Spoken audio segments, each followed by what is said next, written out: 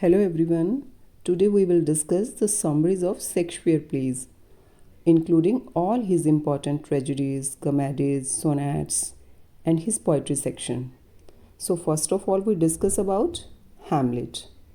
Hamlet is one of his greatest plays, and we see here how masterfully he uses soliloquy, dramatic irony, and many kinds of narrative device.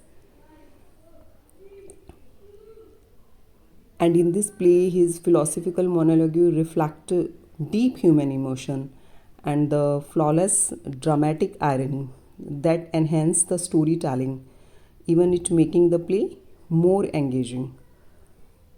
So here Prince Hamlet, who seeks revenge for his father murder by his uncle Claudius, who has taken the throne and married Hamlet's mother. This play explored the theme of madness, betrayal, and existential doubt, and Hamlet, famous soliloquy here, to be or not to be, that reflect his inner conflict.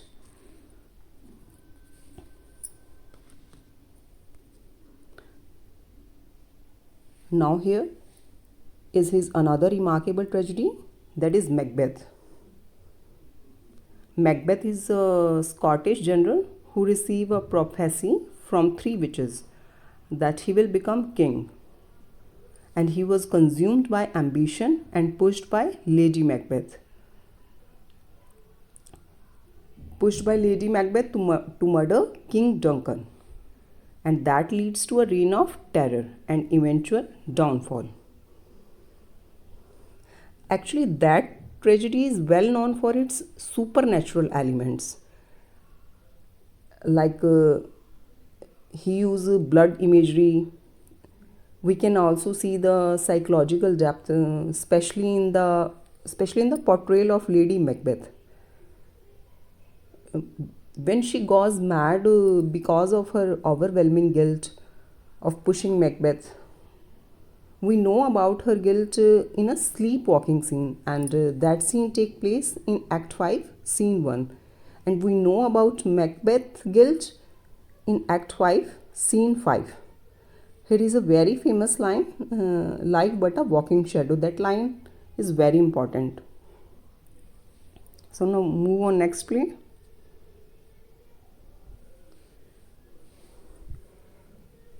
In Othello, Shakespeare beautifully presents his theme and key character with the use of symbolism and dramatic irony. And here is the handkerchief is a great symbol, that was a powerful symbol of love and fidelity, jealousy and betrayal. Because when this hanky is given by Othello to Desdemona, his wife, it is a symbol of love and fidelity, but when it is lost and it is manipulated by Iago, that leads to Desdemona tragic downfall.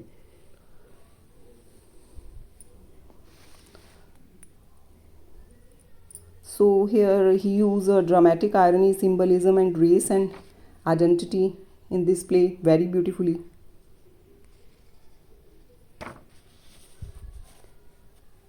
Here is his next play, King Lear.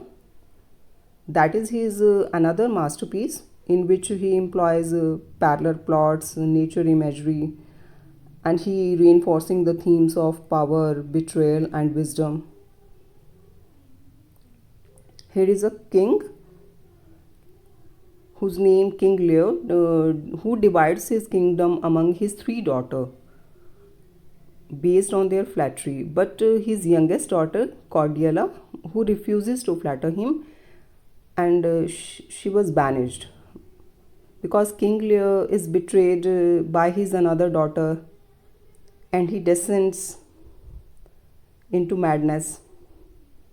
So this play show the theme of power, betrayal, madness, and justice.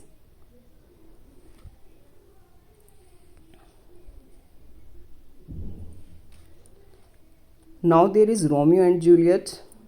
Oh my god, that is a timeless love story which continue to captivate every generation. We can see how he skillfully present fate and destiny, and his use of dramatic irony to heighten the emotional depth of the story. This is the story of two young lovers. They are from feuding families, whose name are Romeo and Juliet. They fall in love and they secretly marry. Due to misunderstanding and fate, both die tragically. So here theme will be love, fate, family conflict, youth versus age.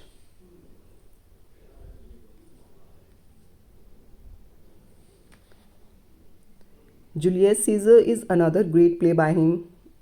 Here we witness a political conspiracy, and that conspiracy to murder Julius Caesar and his death leading to the downfall of Rome. So here is one of the most remarkable moment, that is Antony's speech, and that speech take place almost at the end of the play, and that speech leaving a lasting impact on the audience. He used a famous speech in this play, attitude brute, that express ultimate betrayal.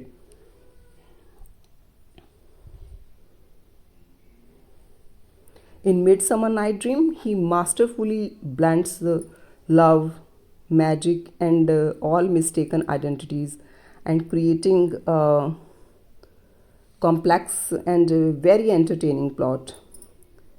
Here we see play within a play within a play. It means that adds an element of humor. That adds an element of humor.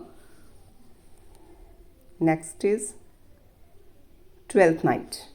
So Twelfth Night remains one of his most memorable comedies. Yeah, it is comedy which is widely read and performed. It is most favorite among literature student. So here cross-dressing theme and confusion add more charm to the play.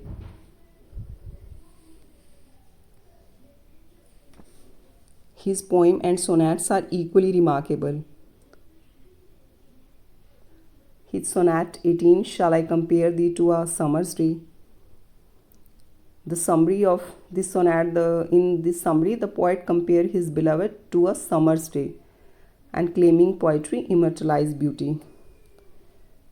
That is one of his most celebrated work, where he uses personifications and more other literary devices to present the idea of eternal beauty. To present the idea of eternal beauty through his poetry. And this poem ability to immortalize beauty makes it unforgettable for us. And the last one is Venus and Adonis. That is his another important work, in which the goddess of love Venus fall in love for Adonis, but he tragically rejects her advances. Here Shakespeare employs symbolism and mythological influence to craft a powerful explorations of love, desire, and fate. So we can see that the emotional intensity and poetic brilliance of these work remain in the mind of the reader.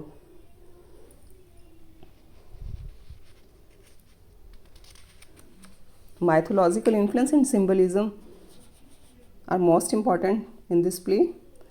So, by his tragedy, comedies, sonnets, and narrative poem, he continued to captivate and inspire us, and proving that his work are truly timeless.